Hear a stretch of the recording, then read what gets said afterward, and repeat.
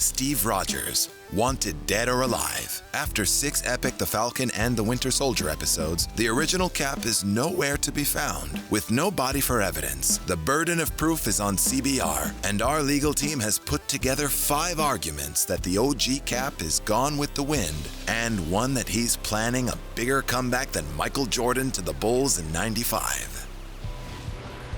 Sammy Boy respects the man he met running in Washington and loves him like a brother. The bond between 2 soldiers that have gone to an infinity war is stronger than vibranium. When Sam refused the shield for reasons he said with his mouth were race-related, but in his heart were I'm not good enough related, that naturally begs the question, why didn't he just give it back to the Clint Eastwood-looking Steve? Not even a phone call, just directly to the government? No way. We don't buy it. His former partner has got to be in the ground. Oh no, I don't like this theory. It's hard to say goodbye.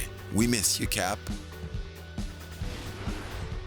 Like Vietnam vet Ron Kovic, Steve Rogers was born on the 4th of July, but of course he was birthed quite a few years earlier, at the end of the First World War in 1918. That puts him just short of 103 years old at this present time. It's not impossible that the super soldier is an alive and well centenarian, as we are certain he's a non-smoker who stayed active his whole life, but chances are Steve Rogers had his last dance and is in the afterlife. And since he'd be free of Peggy in this wondrous place, maybe he could see if he still has a chance with the fallen angel Natasha Romanoff.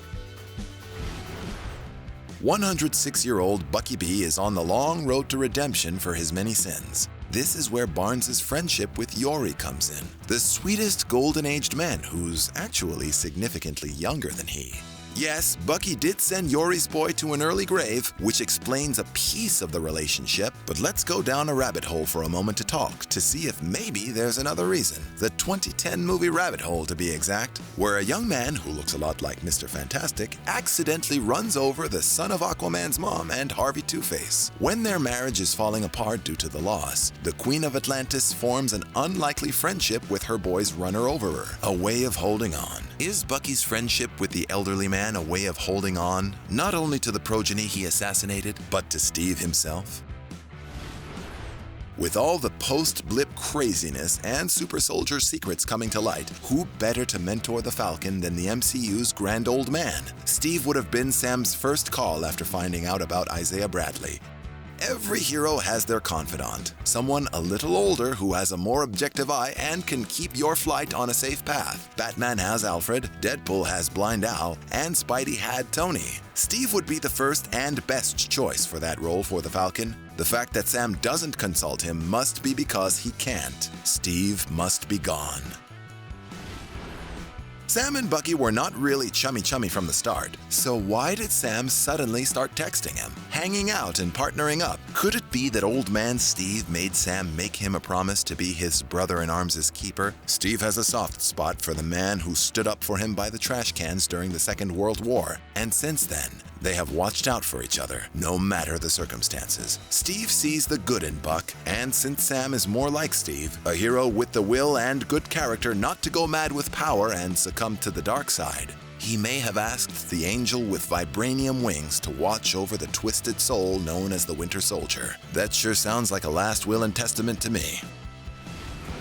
There's a holy trinity for an easy ending for a TV series: a wedding, a birth, or a funeral. Since we didn't get any glimpse of a funeral at the end of the Falcon and the Winter Soldier finale, where it was the most likely viewers were to see it, we can't officially say goodbye to the first Avenger yet. Although we doubt he's on the dark side of the moon hanging out with Sentinel Prime and the Ark, it is entirely possible he's living out his last days, not fully aware that he's waiting for a villain polarizing enough to awaken his inner sleeping giant. As soon as another cosmic level threat arrives, maybe we can expect Stevie R to send the new Captain America and the White Wolf a letter by courier saying, "I'm back," like Michael Jordan did before his epic 1995 return to basketball after a 17-month hiatus. Hey, let's hope Mike appears as the head coach of the Monstars in Space Jam: A New Legacy. If that happens, well, I'd be ready to believe anything, including a Steve Rogers final return.